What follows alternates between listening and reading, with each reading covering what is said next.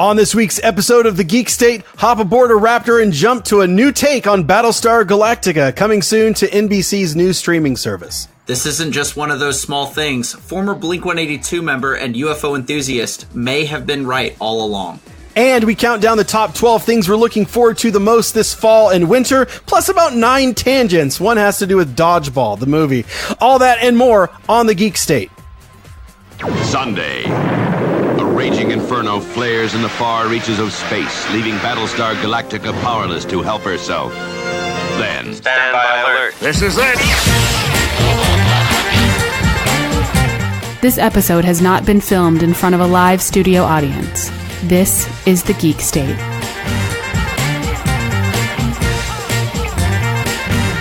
Reporting live from the desert near Area 51, this is the Geek State, the podcast about all the cool stuff going on in the world of geek, or at least the cool stuff that we think is cool. And that includes movies and comics and video games and so much more. In this episode, we're going to be looking at the top 12 things that we're most interested and most looking forward to, I guess, over the next few months leading up to the winter season.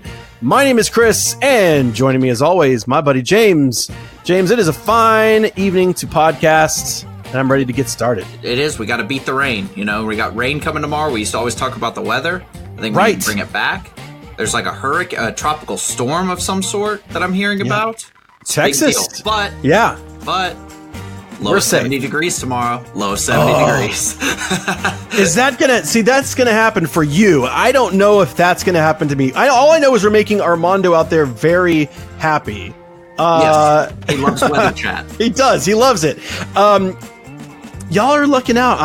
Is that, you said that's your low or that's your high? That's our low. Our high is 86. Oh. But it's going to get cold. It's like going to get colder, if that makes sense. So I think the low is tomorrow evening, not tomorrow morning. So it's going to be 86 during the day and then 70 at night.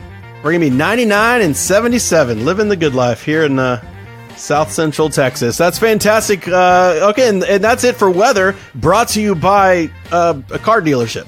I got some cool stuff, man, after last week's episode. First of all, pretty excited to see, based on downloads and stuff, that you guys all stuck with us through our summer vacation. So big thanks to everybody out there for waiting out that summer vacation. I really appreciate it. But Disney Plus, which I'm a 3-year member of already, talked about that last week, had a soft launch in the Netherlands between last week's episode and this week's episode. And so there's a lot of people out there who are in the Netherlands who, by the way, get it for free for the next 3 months. They have been going online and kind of sharing everything they've been finding, like recording the menu screens and all that. Now, that doesn't mean that everything they got is what we're getting in the United States. I would assume that there might be some things here or there that are maybe more local to them, or that we're going to get more than they are, or it's all going to be equal.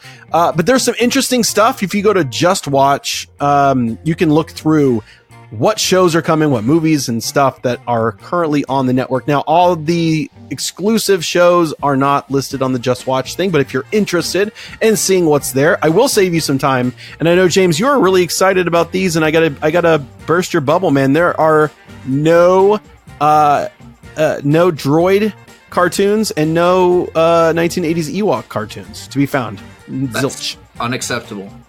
Unacceptable. Are they going to be on the full service?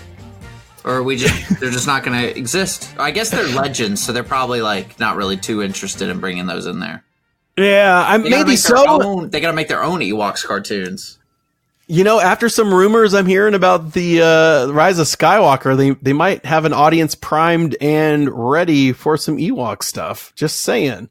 Not a spoiler, because it's all speculation, but there is some cool stuff. Now, James, I don't know if you are currently, are we planning on doing Disney Plus? Like, you're doing it for Mandalorian? And then I will probably be a month-to-month subscriber of Disney Plus as I need it for things that come out, but I don't think that I will be a full-time Disney Plus subscriber. I think if I had a kid, I would definitely be a full-time Disney Plus subscriber. But it's just, there's only so much that I don't already own. I pretty much own all the Star Wars stuff that they're going to have on there.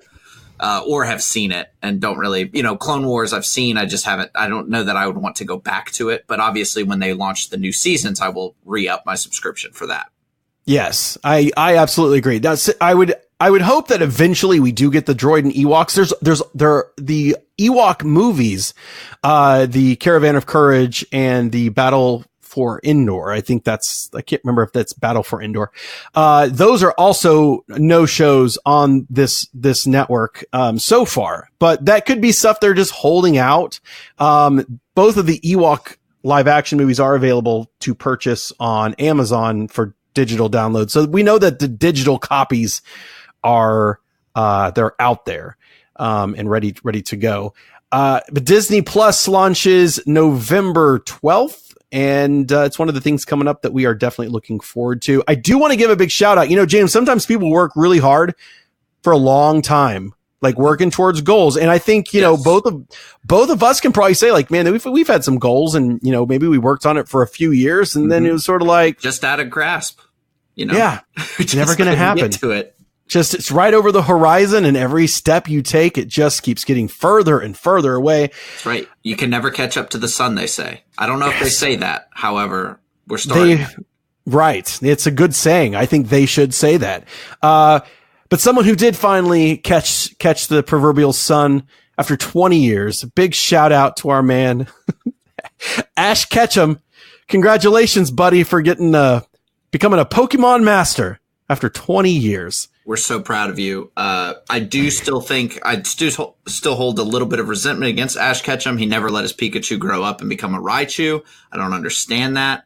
It doesn't make sense. It wants to grow. It wants to evolve. I'm sure it was used in the last battle, which means it was max level. You're not messing around with a Pikachu that's still level 12. I believe Raichu comes in at around 16. I think my buddy Cody will correct me on that immediately if I'm incorrect. And I look forward to this conversation. But we are proud of Ash Ketchum. So proud. I do wonder, now that you brought up the whole Pikachu and Raichu thing, like, do you feel like Pikachu goes and complains to his girlfriend about how Ash is holding him back? Pikachu's in his garage. He's an adolescent. Yeah. Well, I guess Detective Pikachu is an old Pikachu too, huh? Yeah, but that was different. That's a human soul trapped in a spoilerific thing that I'm just talking about right now. But that's okay. I haven't seen it yet. I'm envisioning that's not gonna ruin it. I'm envisioning this the garage scene from Attack of the Clones, where he's just like, Obi-Wan's holding me back, and yeah, right. Pikachu throws the thing at the wall and he's like, that's Pikachu's it. I'm going to become a detective. Pikachu. Yeah. So yeah, big shout out and congratulations to Ash Ketchum for becoming a Pokemon master after 20 years. Let's get to the news.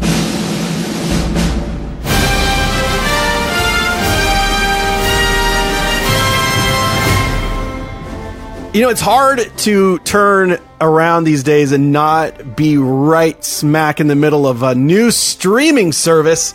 There's like a new one announced like every single day. In fact, Tinder, before going on, I was reading that Tinder is starting a streaming service, and I'm not kidding. I'm not making any of this up. Their first original programming for this Tinder streaming service, again, all true, is about, it's an apocalyptic series where the world is ending and asks that age-old question, who do you want to spend the last night with?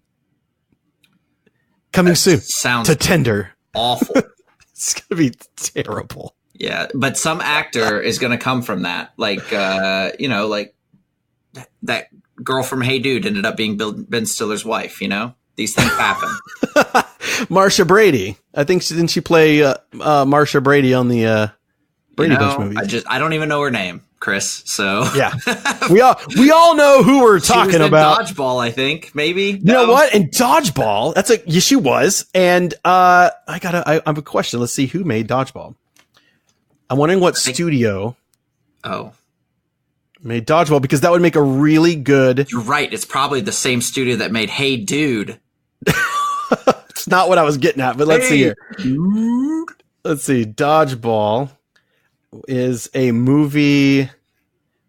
This is such a tangent. We have a news story to get to, deep down in here. But I really want to make this connection. It's not going to happen because it's 20th Century Fox, which is now Disney. Because I was hoping that Dodgeball was a movie that was made by Universal, which is now owned by Comcast and Universal, and they own NBC, and NBC Universal has announced a new streaming service. Ladies and gentlemen, get excited for a totally normal name for a streaming service. I know what you're thinking. It's not NBC Plus or NBC Now or even something with the word Universal. No, ladies and gentlemen, you probably already heard. It's called Peacock.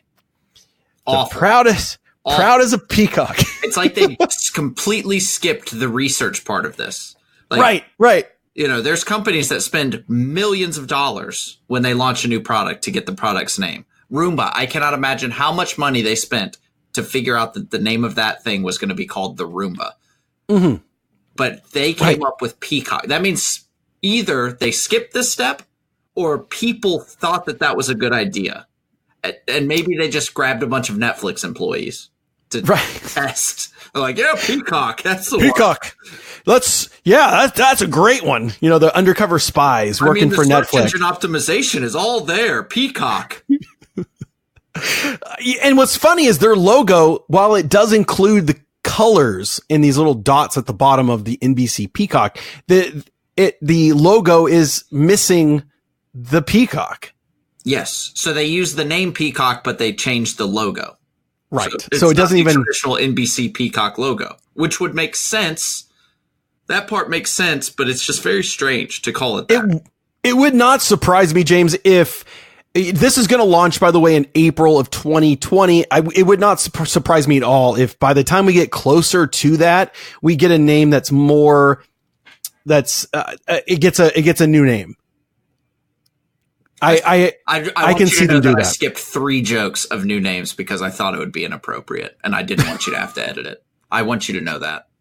Hey, you know what? I appreciate you value. See, now I'm going to have to edit it myself, valuing my time, to not have to edit out all your dirty jokes. What you don't know is this show takes me 9 hours to edit because of all the filth injected into the show, but I appreciate that's not true.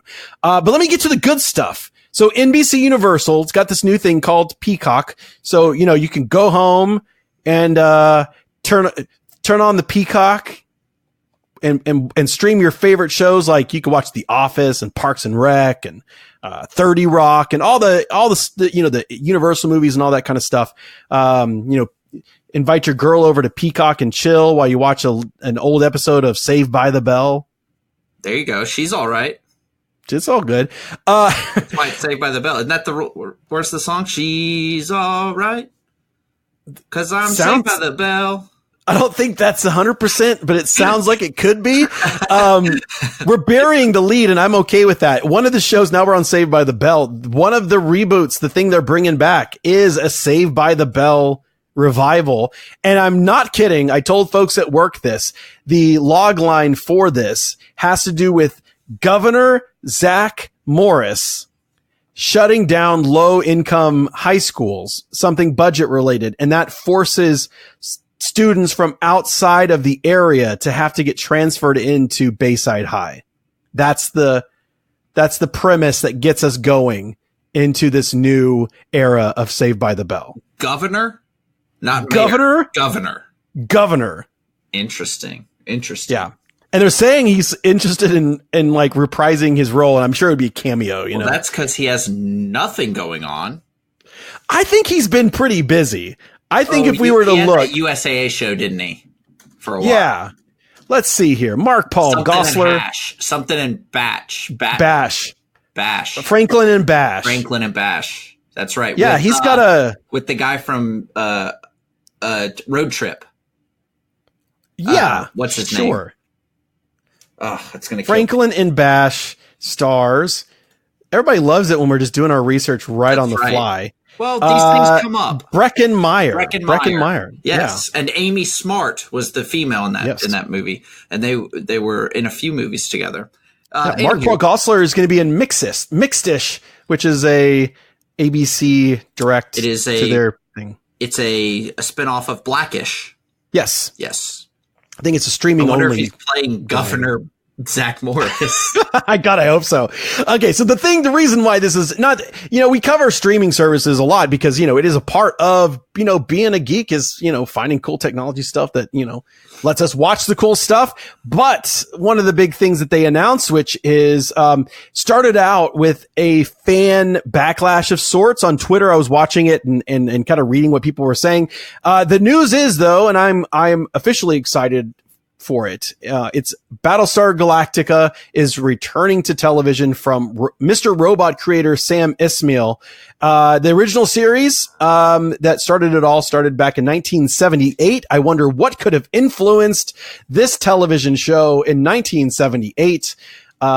It was Star Wars. It had a spin-off series in 1980, which was terrible. It was called Galactica 1980. It's when the Battlestar Galactica showed up over Earth, and it was currently 1980, and there was flying motorcycles, and then about 20 something years later, we get the Battlestar Galactica reboot, which was done for the Sci-Fi Channel by Ronald D. Moore. He had a long history with Star Trek, and that is one of those shows that it has a very large fan base. It is beloved, despite some people not liking the ending. I personally enjoyed how the whole series ended.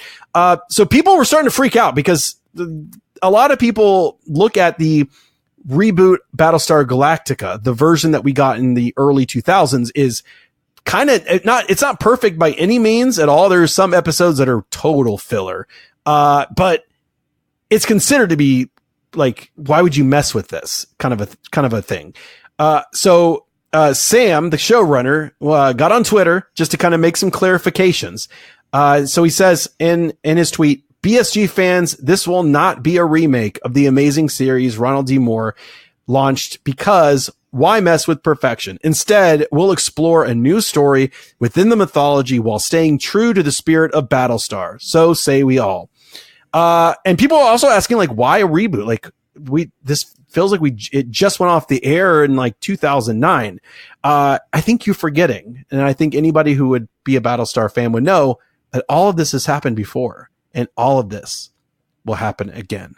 So if you haven't seen Battlestar, that makes no sense. But I'm all for it. I am definitely curious. You are, Chris. You know what would make me more excited? All for it. What would make you all excited? I legitimately am very excited about this. I was even excited for when they did the Blood and Chrome, which was like a direct to DVD movie, and it came out not too long ago, and it was a prequel to Battlestar Galactica, and I bought that on Blu-ray. I think I remember you talking about that on an episode. I think former. Yeah. Yes. On the old podcast. Yeah. It wasn't that great. It was very low budget, but for the budget they had and the time period it was and all of that, I think it's a really interesting little story that helps if you've seen the series. You know, it does stand alone. You can watch it and get some level of enjoyment, but of course you're going to get more out of it if you're, a fan of the series. But James, I mean, when I first see that NBC and Universal are starting a streaming service, the one thing that I've role played through my head, what would happen? Just what would happen to myself if I'm on Twitter and I'm scrolling. For some reason, Fred Durst just came to my head. Battlestar Galactica, Starship Troopers reboot together. Starship Troopers would be cool. That's, I think, Sony TriStar. It was worth a shot. It was a worthy shot. You asked James. Me guessed, so I guessed. Yeah, thank you. I appreciate just trying to play the games. I'm just trying to play the games. It's yes and. That's yes, that's the rules. Here's why I'm probably the most excited for the potential. Number one, this studio is responsible for a lot of my favorite stuff. So having everything in one place, like Parks and Rec and The Office and Brendan Fraser's The Mummy, all those things all in one place, ready to stream. But James, there are a couple of shows that are impossible to find on streaming and also impossible to buy on DVD, as I looked on Amazon today, as certain series have shot up on how much they cost. Yes, Here it comes. Sequence. Dude, if I am so excited for just the basic that I am sure that Sequest and Earth 2 will at least be available on this service to stream. Just available.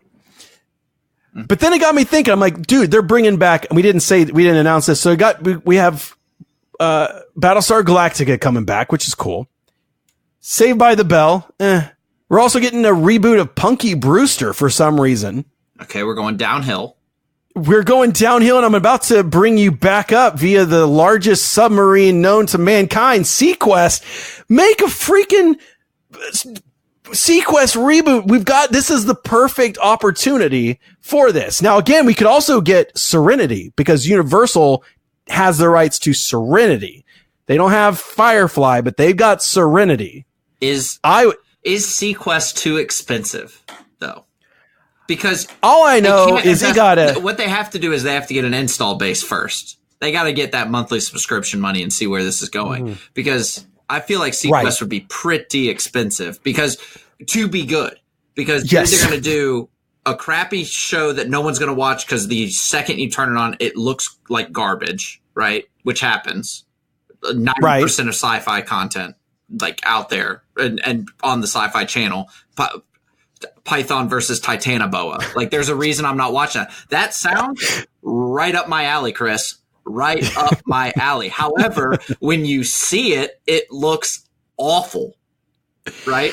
So that's the problem. That's the problem that they have to face. Here's the thing. That Amazon show with the fairies.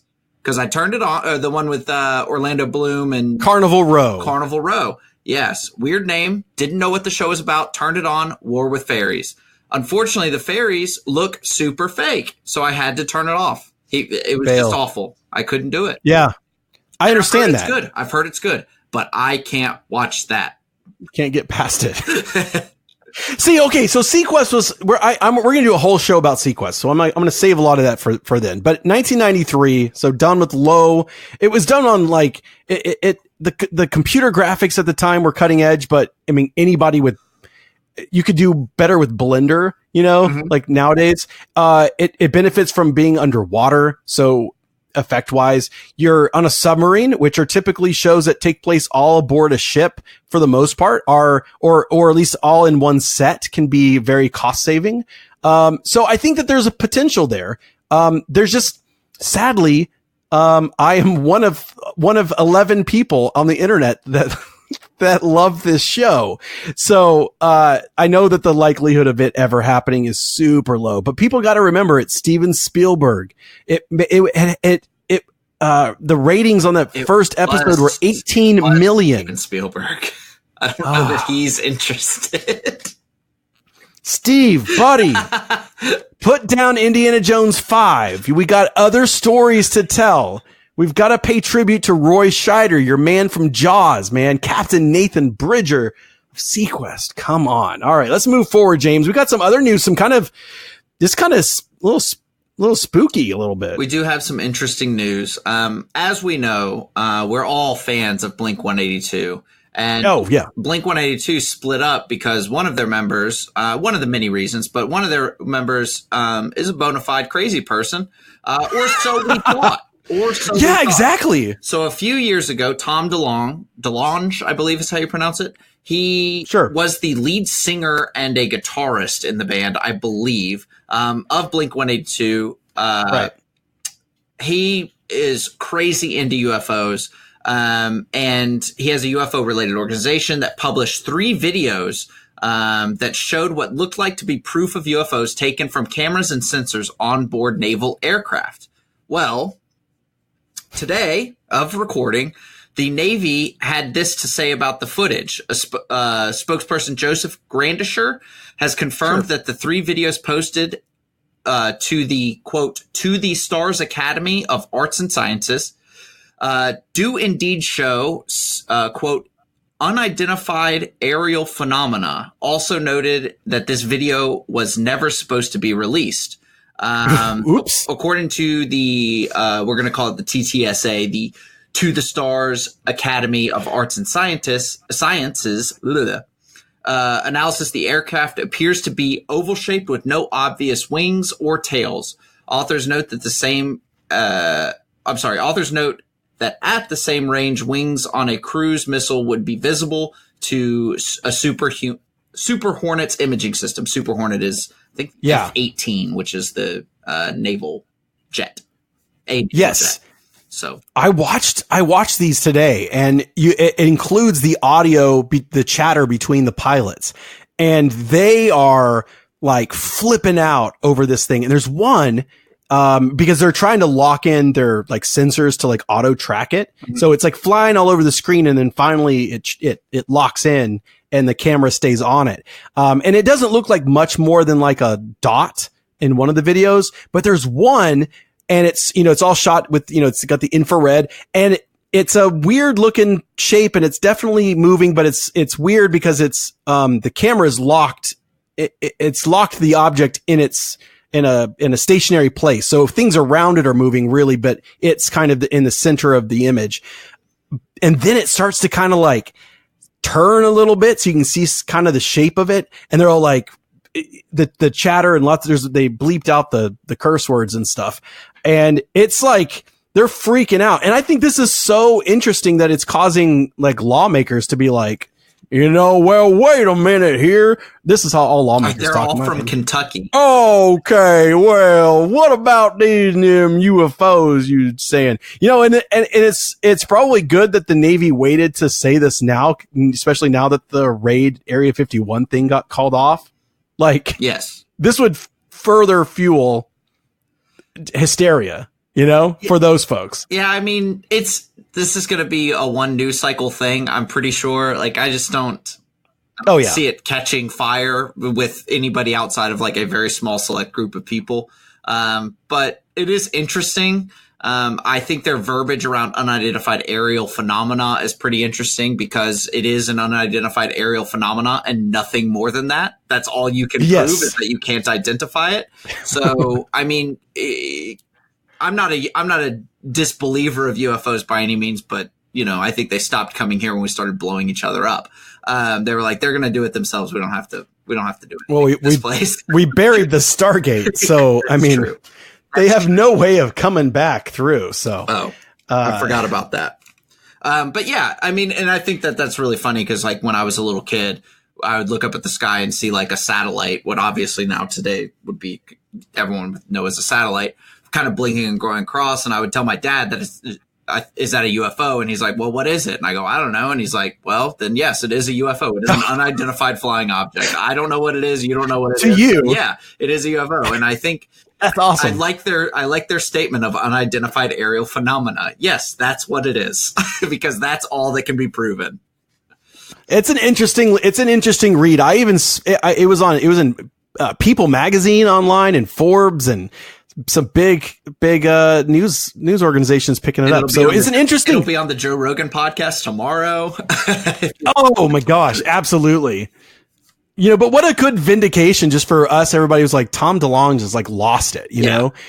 It's all those small things. Flying across the night sky. Have paid off. That was a stretch to try to work that line from a song in there. But, now he's probably still a lot crazy. And I apologize, Tom, if you're listening, but, I know you're not, but it must feel good to know that when that footage was requested and it was given to you, it wasn't supposed to, and that they're confirming that, yes, it is real footage coming off of the Super Hornet and not doctored or made up. Yeah, and I will say, like, I wouldn't call him I mean, I guess I did call him a crazy person, but that was being hyperbolic. But I mean, I did watch a podcast of him on the Joe Rogan podcast talking about this type of stuff, and he definitely knows his stuff. Like, he has all these dates of things that happened and news articles and things like that. Like, he knows his stuff. He has done his research, because he was probably on a tour bus for a very long time and had little else to do. So that makes sense. He is a very smart human being. He just might be dedicating his brains to, something that, doesn't need nothing it. or doesn't need it, right? So absolutely. So cool stuff. I mean, definitely check it out. I think one of them's called Go Fast, and then there's another video called FLIR. Let's see, Go Fast UFO. I want to make sure I'm pointing you towards. Yeah. If you type Go Fast UFO, you're going to come up with all of those videos we're talking about. So definitely go check it out. And that's what we got for the news. Pick up your visuals counting. This is a feature presentation. And now, on with the show. All right, so it's the fall, right? So the temperature is getting colder, not necessarily where I am, but it means that we've got, I know, and back to the weather on the 30s.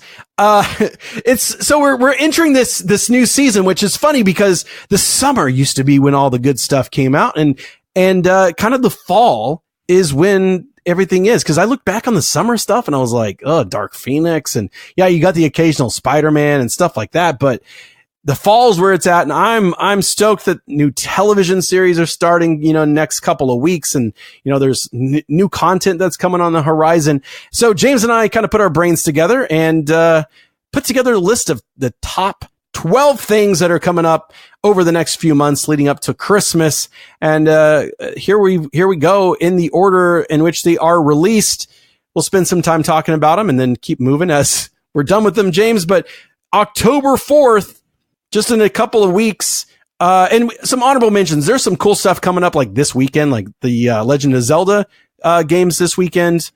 And there was something else that starts like one of the things I was going to say is Between Two Ferns on Netflix, the movie. Oh, yes. I think that'll be good. So we're kind of starting unofficially about October. So October 4th, we've got the Todd Phillips directed film Joker, starring Joaquin Phoenix, which I still like to pronounce like walking. Joaquin Phoenix. That off. I did. I like to point that out.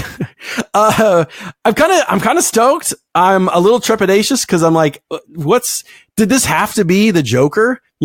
Like, could this have not have been a story about just somebody who's lonely and goes crazy, and and it could be as successful? But I'm second guessing that thought because I think because it's the Joker or it's called Joker doesn't mean it's the Joker. Could be something totally, set in Gotham City, all that jazz. Yeah. I think that's going to be the key to, and it won like the Venice, the People's Choice, or it won some award and had like an 8-minute standing ovation at its premiere at some foreign film festival. I'm pretty sure it was Venice. What do you think, man? Yeah. Is this on your radar too? I can't wait for this movie. So I listened to a number of podcasts, and one of them has an actor in it, and he has a small role in this movie. And when he obviously couldn't say much on the podcast, but he was talking about how anytime he was on set, he knew that it was going to be an insane movie. Like, it's going to be great. Just from working with Joaquin, he has some scenes with him and things like that. And he just knew that this is something special, and everything you've heard about this movie is exactly the same thing, that it's one of the best. So I'm super excited for this movie. And do you think the first trailer? Do you think the future trailers and TV spots will be like, from the guy that brought you The Hangover? I can only hope so.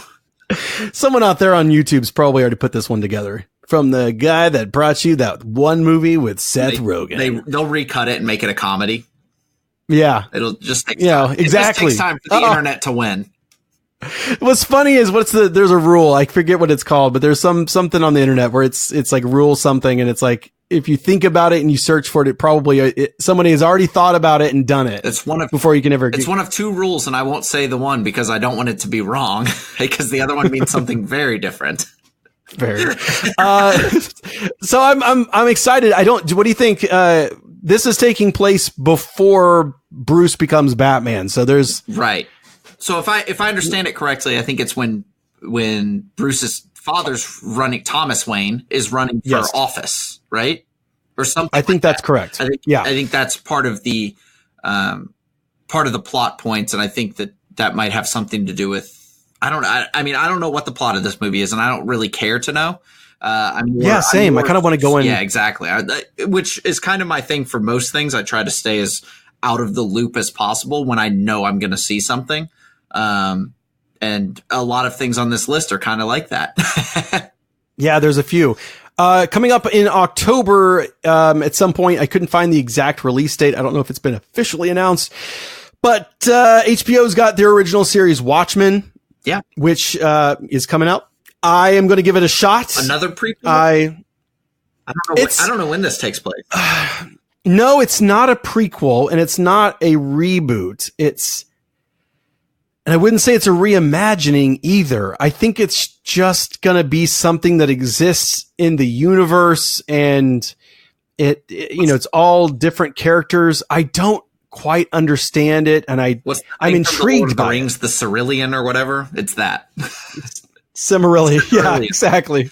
So I'm gonna give it a few. I'll give it a few episodes. Why not? I've already got the HBO, and there's I've never watched a bad series on HBO. So yeah, I don't know. I'm sure one exists, but I've not seen it, and it has not been publicized. Well, I'm not at all interested in His Dark Materials, which is the Golden Compass TV show that's coming out also in the fall. Actually, I think also in October on HBO.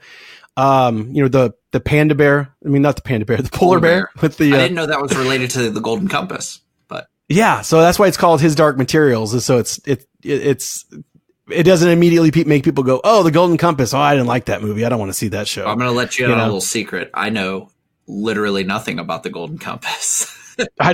Me neither. All I know is that everybody was doing YA fantasy. And Daniel Craig and Nicole Kidman were in the movie. And there's like a hot air balloon, if I'm not mistaken. Yeah.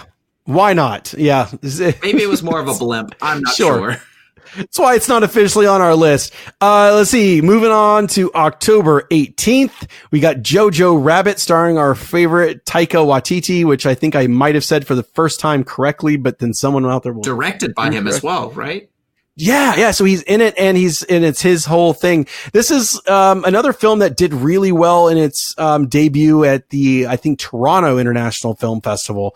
I don't have a minute count of how long the standing ovation was, but apparently it was really good, which in film festivals, apparently the longer, the better. So, but this is a weird one, right? I mean, have you seen the trailer for Jojo Rabbit? I have. I've seen the trailer. I don't quite understand it. I know Rebel Wilson is in it, which she rarely misses. When she's on the screen, she's usually pretty funny. So this is another one that's pretty exciting for us. Yeah, stars Funny Hitler. So get excited, right? It does. Is that the wrong tagline to say, like, starring Funny Taika as... Well, there was Goofy Hitler. There was that canceled show that was supposed to be on network television that was about the Hitlers. So, which exists somewhere out there. But do you think there's still people out there with the last name Hitler, or do you think they all just got it changed? That's actually a good question. I would guess that they probably mostly got it changed, but who's to say? Yeah, it's not like your last name is Vader. Like, that's kind of cool. Like, that's fictional. This is it also just means father. So there's plenty of people out there with the last name. Right. And it's German. So that kind of worked out for that joke. But at least in this one, like, Hitler's like this kid's imaginary friend kind of a thing. And so it's going to be like tons of social commentary of stuff that's really going on today, but in a way that's like, no, we're not talking about today. We're talking about, Nazi Germany. But it looks really good. This is on my list, so I'm going to see it October 18th. But it's going to have some competition, James. It will, because the sequel to one of my favorite movies of all time is coming out, and that is Zombieland Double Tap, also coming out October 18th, which this is probably like number 1 or 2 on the list for me, because you don't get this every year. I don't get a small sliver of Star Wars or of Terminator or of Watchmen. I don't get a small thing that is related to Zombieland. So I'm very excited for this. Somewhere in there's going to be an incredible cameo, so you have to see it early. It's going to be because Bill Murray, right, was in the last one. He was in the last one.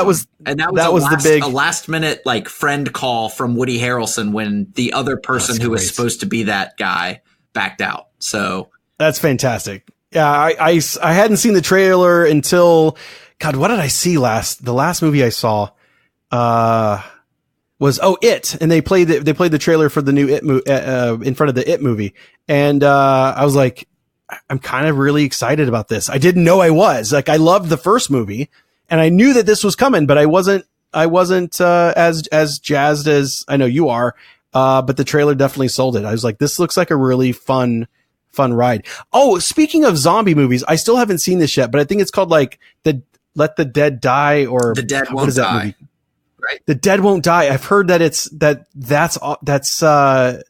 Adam Driver in it and stuff. I've heard mixed reviews. Adam Driver and Bill Murray, right? Yeah, like that. Yeah, I'm really kicking myself that it came out in the summer, so I didn't get a chance to go. I would have loved that. Like, that to me says Alamo Drafthouse. Right. Like, I want to see that with a beer and a pizza. I mean, I can still do that. I can go rent it at Redbox if it's out yet. Get you Redbox and Red Baron, baby. A match made in yeah. heaven.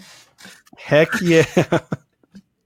Tell me about this next thing, James, because I'm not really that familiar with it. It's we got a video game coming out October 25th. Yes. So tell us about it. October 25th, you have the PlayStation exclusive Medieval. I wrote Medieval Remake on the thing because it is a remake, but I believe it's just being released as Medieval. This is going to be similar to the Crash Bandicoot remakes, where they are trying to stay as true to the source as possible. I believe it is supposed to be pretty much the same game, but everything's just been completely overhauled. And I'm very excited about this. I played this game not when it first came out, because I didn't get a PlayStation until a little bit later, but you play as a skeleton knight by the name of Sir Daniel Fosque. And if that doesn't have you interested, you fight the evil sorceress Zorak. Zorok. Z-A-R-O-K. That's a fantastic bad guy name. Exactly. Z's and K's. I'm excited about this one. I don't know how good it's going to be because I don't know how well the gameplay itself holds up of Medieval, but I don't think it's going to be a $60 title. I think it's probably going to be in that $40 range. It's something in a lull of fall releases. Borderlands 3 just came out, which is the one I was really looking forward to this fall. You got Link's Awakening coming out in a couple days, and then this and something else we're going to talk about is really, there's only a few this fall that I'm looking forward to. So this will be a nice palate cleanser or something to get me excited. It does seem like there's some bigger stuff that's coming in the spring when it comes to video games. Like, there's not, there's nothing huge. Well, the key, except. Oh, go ahead. No, please go ahead. You're the video expert. The key is this is the last fall/holiday season of this console generation, because we're going to get the new consoles next year. So this is really all the big developers are all working on next gen stuff, or stuff that's also going to be for the next gen. And a lot of it hasn't been announced. Some of it has, but they haven't been announced for that console, but it's very clear that it's coming out on either both of them or just the one. So it feels like just yesterday that we were staying up late to watch the Sony announcement for PlayStation 4 to watch that sweet knack footage. It does feel that way. Look at all the polygons on screen at once, Chris. My gosh. It's beautiful. I couldn't even take it all in. It was just so much. This one has more of a question mark next to it. I don't know that this is going to be good, but I'm excited for it. You're looking forward to it. I think that's what we're saying is we're not saying that these are all stamp of approval, because we don't know about, we don't know. That's right. Zombieland 2 might be terrible. I doubt it, but I said it might. Everything could be terrible. Everything could be terrible, including what's coming November 1st from producer, which they're selling it like he's back and running the show. James Cameron, Terminator Dark Fate, is coming November 1st, with, we got the original Sarah Connor back, who sounds like she's been smoking 9 packs of cigarettes a day since the last time we saw her, which she might, she stopped Judgment Day from happening. Good for her. And it's got, as one of the bad guys, it's the guy that played, what's it? I almost said Hellboy, but that's not right. The Ghost Rider from, right? That's the flaming head guy. Ghost Rider is the flaming head guy. Yes, okay. I was like Ghost Rider, but that's the PBS show that Apple Plus is rebooting. And that Ghost confused me a lot as a child, Chris. We've been on a lot of tangents today. But that show, when it came on, I was like, what is this? This is not Ghost Rider. There's Ghost Rider and there's Ghost Writer. And those are two separate shows. Kind of suck. Well, Apple TV is rebooting it. So, great. But no, it's got the guy that played Ghost Rider on the Agents of S.H.I.E.L.D., which he did a fantastic job, and it looks cool. There's a lot to look forward to because it does feel like a return to the original stuff. Plus, we've got the director from Deadpool who's directing this. And that guy knows how to direct action scenes and the timing of stuff. And this one's pretending that 3, 4, the Christian Bale one, the newest one, don't exist, right? This is a direct sequel to Judgment Day. 2. Okay, perfect. Which is what it needs to be. I agree. So I'm holding out hope. The first couple trailers didn't sell me, but the most recent one, which I believe is like the final trailer, kind of captured more of the spirit of it, and I felt much better about it, and that's why it's on this list. Another film that's on this list, coming out November 8th, stars Obi-Wan Kenobi himself, Ewan McGregor as Danny Torrance.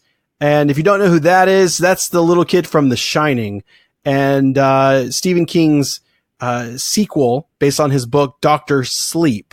And it's a Shining sequel, and I wasn't 100%, like, I was intrigued by the first like teaser trailer. You know, it's like you got Obi-Wan and he's sleeping and wakes up and there's the words red rum on the wall. And, you know, of course that's murder backwards. And I was like, okay. And there's a kid who has The Shining and all that, whatever. And there's like bad guys who are kind of like, they have powers too. But I was like, yeah, but The Shining is about that familiar, like that hotel. And, you know, of course I just got back from a trip where I stayed at the Stanley Hotel, which is where Stephen King was inspired to write The Shining. But, in this new trailer, they go back, like, and this further cements that this movie is a sequel to not only the Stephen King book, The Shining, but this is a sequel to the Shining movie that Stanley Kubrick did. They're going back into the Overlook Hotel as seen in the Stanley Kubrick Shining movie, which is just creepy as heck, and is on my list as something to really look forward to. I did not know that this existed until today, based on these. Oh, watch the trailer. Also, did not know that there was a sequel to The Shining. Also, have never seen The Shining, so I probably need to start at square one. Yeah, I know, dude. Chris. There's gaps in my movie history. Oh, same. There's gaps. Absolutely. Yeah, I bet you've never seen Land Before Time 2, have you? Chopper had to go back with the sharp teeth. Okay? That's how it ends. And it's not fun. It's not. Well, now I can't watch it. You just spoiled the whole thing. You don't even know who Chomper is, dude. You don't even know. Chomper was a new dinosaur that they added in that film, right? Chomper was a dinosaur that was added to the film. It was a baby T-Rex that Littlefoot finds and befriends. It's a little baby T-Rex. I do actually believe I've seen the second one. They befriend this thing, and then at the end, they have to let it go. That's the first movie I ever cried at, that I ever remember crying at. That's the lesson of love, right? If you love something, and again, you got to be able to let it go. Memory. I specifically remember my father, he was a single father at the time, showed me this movie, and I was bawling, and he was putting me to sleep and trying to answer the question, why did Chomper have to go back with the sharp teeth? And he had no clue what to do. No clue. I was probably 4. He had no clue how to handle me. And he didn't have the internet to do a quick YouTube search. Like, hold on, James, baby James, wait right here. I got to go on YouTube, find a tutorial on how to answer the question about Land Before Time 2. Exactly. Oh, poor you. Poor you. It was awful. For him too. Now it was awful for him. Yeah. We're officially in November. Let's move right along to November 12th, a big day when Disney Plus launches with The Mandalorian. Super excited. I have a kind of a theory. It's not my own. It's something that I've been thinking of. I think we're going to be, I think those last couple episodes of The Mandalorian, we're going to reveal that the bounty, the person that he's after, I think that's going to last like the whole season. I think he's going to pick up that big job from Werner Herzog at the beginning, and he's going to be tracking down, and we're not really going to 100% know who it is, but I think it's going to be somebody that we know that's a big deal. Not Luke, Leia, Han, any of those folks, but I'm thinking it's going to be somebody that's like, I still hope Bo-Katan, and, you know, it could be, Sabine Wren. I'm only saying this so it's on record. Name every my dream. Star Wars character you know. Here we go from Akbar to Zuckuss. Hold on to your hat. We're about to go A through Z to the Star Wars creature characters and all that. But my big far shot is Ahsoka, that they're after Fulcrum. They're after her. So we know she's out there. We know she didn't die. So she's out there somewhere. But last week we talked about Bill Burr because we know he's in this and he's been doing the circuit because he's got a Netflix special on right now. Special. Paper. Haven't seen it yet, but I've heard really good things. And so he's been talking about it and talking about how he didn't grow up on Star Wars. He was like a little too old, he says, and he was real into like the Dirty Dozen and some, grittier stuff at the time. And he used to make, say in his comedy career, he's made fun of Star Wars. And then he ran into Jon Favreau and he talked him into doing it. And when he was like, no, I can't do this because I used to make fun of Star Wars. And he's like, no, that's perfect. That's the perfect reason for you to do this. Yeah. Cause you don't hold it so precious, I think too. I think that's a nice thing to have. So, I didn't think we saw him in the last trailer, but we actually do. He points out that you see the back of his head. Our eyes are focused on the Twi'lek in that shot. Billy Bald Boy. But there's old Bill Burr right there. So, excited to see what he brings to the show. And, he did talk about something that was interesting that I haven't heard anywhere else. He was saying that the way that they shot this isn't just, the sets and stuff we've seen leaks of. And not all of it is green screen. Apparently they're using this technology and I think they're it's called the Void. But it's this big room and you're surrounded on all sides by essentially video screens, really high resolution video screens. And the backgrounds and everything are preloaded up on these video screens, but they're not just flat images. They're all rendered live, like in the moment. So when the camera shifts its perspective, so does the background. Cause he was saying like you'd be talking and you would stand up and he would be like, I'd get sick because the backgrounds would all change because the camera would be, tracking him, moving up or, following him. So I was like, okay, that makes a lot of sense. Like a lot of the stuff's done in camera. That's so strange. Which I was like, which means like how much time and effort you're saving from not having to do that shot in post-production. Yeah, that's wild. Super cool. I can't wait to learn more about how the show is made. Yeah. So shortly after Disney Plus launches, show, right? Like it's coming out one episode at a time, 1 week at a time. I don't think we mentioned that last time we talked about it. It's pretty correct. I think people are expecting because it's streaming that it's like Netflix, and they're not. It's going to be a weekly show, so we get to just talk about it with Disney likes friends. That money. They're like, yeah, why drop it all? Subscribe for 2 months for this 8-episode series. Yeah, exactly. So that's November 12th, but November 15th, we got something else, right, James? That's right. We can split our time. So November 12th, we'll watch the first episode of The Mandalorian. We'll do it all together. It'll be a great time. And then we wait. We won't have to wait another 7 days for more Star Wars content because on the 15th, Star Wars Jedi Fallen Order comes out. This is we've talked about it before. We talked about it on the E3 episode as well when James Verheyen stepped in for us.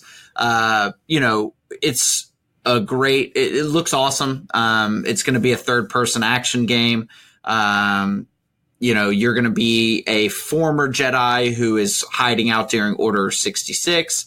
And you get found out because it appears during your job at a construction site, you save your best friend using the Force and other people see it. So it'll be interesting to see what the plot is. I would guess because it is all single player that it is going to be very plot focused. So I think we're going to get a good story. It's going to be a canon story. It's already got a cute droid. So I know Chris is in. I'm so in. And it's going to be, it's bundled with the Black Series figures. So when you buy the Cal Kestis figure, you get his droid, which I can't think of his name right at the top of my head. But yeah, super pumped. It's probably, and I think this will be, this might be the last PlayStation 4 game that I buy. I think I'm kind of be a good one, I think. I don't think because I haven't played it in so long that I think this is going to, I know I'm going to have to buy it for the PlayStation 4 because it's not going to be on the Switch. So, I think it's it. I did actually, I drug my PlayStation 3 out of storage and plugged that in because I'm going to do another playthrough of The Force Unleashed. You should. That's such a great game. Underrated. Love it. Mm-hmm. Huge fan. So good. Huge fan. But then the next week, in other video game news, we get a sequel to another game that I loved, being Doom 2016. We are getting Doom Eternal. And this appears to be the same Doom, same gameplay, same everything, but with a grappling hook. And your boy loves grappling hooks. So I'm all for it. And a new hat. Yeah, He's got a new hat. I don't have much else to say. It looks great. It's going to be great. It's going to not be. It's not going to have a plot. That's not going to be their focus. And you're just going to get to run around and let out a little frustration. Doom. Yeah. It's Doom. November 27th, we're getting closer and closer to Christmas. November 27th, we've got Rian Johnson's film, which he directed and wrote.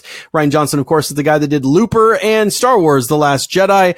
And he's got a whodunit called Knives Out with a fantastic cast. It's got James Bond. It's got Captain America. It's got the girl from Halloween.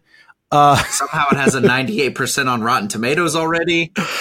Oh my God. Yeah. The premiere of that thing is, everybody's talking about it. I am incredibly intrigued by this. It's a whodunit. It's an old man with lots of money who dies. The family says it's suicide, but James Bond is this master inspector, comes in, tries to solve the case. And I trust Rian Johnson to take us on a ride that will lead us down a direction. And then when we think something's going to happen, we're going to go to a space casino and spend some time there. When we think there's going to be pod racing, it's just animals running in a circle. It's just totally different. Yeah, exactly. And then of course there's other stuff, like the Cats movie. That Cats thing is coming out. But we're going to just remind everybody that there is another Star Wars. Are you telling me you're not a fan of Old Deuteronomy? Isn't that one of the cats? Of what? Old Deuteronomy. That's one of the cats' names, I think. Is it really? I have not seen Cats. There's a number of names like that. There's one that's called like Ginny One Penny or something. Ginny Any Dot, I think is the name. Oh Lord. Yeah. I have season tickets to the Broadway season, and just got back from Les Mis, which is how you say it. I just saw Les Mis. Yeah, The Miserables, which I was because I sat behind two giant people. They were like 6'5". Couldn't see the stage. My luck in theaters. But so I'm seeing Cats, the plays coming up this season, so I will see that. I will not see the movie because it looks like a nightmare hellscape. But Star Wars: The Rise of Skywalker, the final chapter in the Skywalker saga, as so they say, directed by J.J. Abrams, coming December 20th, with all the toys coming in a couple of weeks. So I've already started budgeting money for Black Series and Hot Wheels and so on and so forth. Funko Pops galore. Sick man. Well, because it's Triple Force Friday. It's not just the Rise of Skywalker merch. What? Triple? Pow, pow, pow. You got Mandalorian toys. You've got Fallen Order toys, and we've got Rise of Skywalker toys on one day. Walmart, be there, midnight. I will say that if they do a Black Series of Bill Burr's character, I will buy that for sure. Oh, I'll buy it. I'll buy it too. I'll buy them all. Nobody's doubting that, Chris. I know. I'm looking around this room right now. One of these days, it'll take me 20 years to get there. So that's our list of 12 things we're looking forward to this year, wrapping up 2019. If we miss something, please let us know. Hit us up on Twitter or on Facebook, or shoot us a DM on Instagram, or comment on our post about it. We'd love to hear what you're looking forward to going into this fall winter season. Let's look around the region and take our pick of the week. Shut up and take my money. All right, time for pick of the week. And James, there's nothing in the notes for you. So does that mean we skip you and just go to me? I refuse to be skipped. The people need to know what I'm doing, Chris. What do I recommend? What is your recommendation? Because you got some people were asking me on Twitter about the thing you recommended last week. Like they wanted links to it. Well, they should have. They should have added me, Chris. You know. I think I might have added. You might have, and when I'm at work, I don't do the mentions. I'll check on it, and I will get back to those people for sure. However, my pick this week is a show I said earlier, HBO never misses, and they didn't miss on this one, and it is The Righteous Gemstones. Oh, yes! So good, so funny. Agreed. It is the new Danny McBride show. It is about a family of kind of mega church evangelicals. The thing that I really love about this show is it would be so easy for them to make jokes about, Christianity and not being, just saying how ridiculous the idea is of Christianity and things like that. Right. They could definitely go down that which path. They do not at all. And I'm no man of the cloth by any means, but I also get really uncomfortable when people are just like, what you believe is stupid, that kind of thing. So I think it's a really refreshing that they made a comedy about this that is kind of, it's refreshing to have a comedy about this that's not about the subject at all. You can replace the family with any successful family. It could be Agreed. It could be the Clintons, or it could be anybody like that, and the show would be very similar with the plot points that they've chosen to explore. So I'm 100% in on the show. I think we're 5 episodes in, and I think there's 8 total or 10 total. But I'm super into it. It's a great show. It's Danny McBride. I almost said Jeff Goldblum, but that's incredible. Adam Devine and Roseanne's husband. John Connor. Goodman. John Goodman is in it. Also, if you saw, it's Walter Goggins as well, isn't it? If you watch Vice Principals, the crazy teacher from Vice Principals is in it. It's got a great cast, and it's super fun. It's good. It's for the grown-ups. It does have a decent amount, a number of nude scenes, and not the kind that you want to see. So be adults, I just didn't want kids to be listening to this, be like, I gotta watch this now. It's not what you want to see. James suggested I watch that church show. Mom, can I watch the church show? Then I'll get hats. Yeah, mine's a quick one. I picked up The Age of Resistance, which is a series that's running right now from Star Wars and Marvel Comics, and it's the Age of Resistance Snoke, which I did not think I would have enjoyed as much. But it's a one-shot comic. It's a single story. It's Ben Solo. He's basically just become Kylo Ren. He's a little younger, and Snoke's taken him on a little training exercise to a very familiar planet with a familiar tree cave. And there's some implications to canon because he does something there that kind of, it affects what future storytelling can take place. So I recommend it. It was good. Worth my $3.99. Those are our pick of the weeks. I do want to give everybody a heads up. We've been seeing a lot of stuff about reboots and revivals. And I had a great time last week on the show doing those movie title things. So here's what I want everybody to do. And we'll post these things on Facebook to make it easy for you to comment on. But we want to hear what shows, what movies, what's something out there that you would love to see a reboot or revival of. I'll go ahead and auto-fill in Sequest just because I know that's going to come up. Or maybe there's something out there that you're dreading a reboot of. I've just read stuff today about The Princess Bride, which has a lot of people upset. So let us know on Facebook. You can find us by searching The Geek State. Also on Twitter, we're at The Geek State Pod. And on Instagram, where we post a bunch of stuff and little bonus things. So like if I'm out and about and finding cool stuff, I'll take a picture, put it on our story. So follow us along there. So that wraps up the show. Thanks for joining us here in the Geek State. So from everyone here, myself, James, stay excellent to each other, and we'll see you next time. We got lots of style. We got a lot to smile about. In a special way, we're gonna light your nights and fill your days. Don't you know we're proud to say we're NBC, proud as a peacock.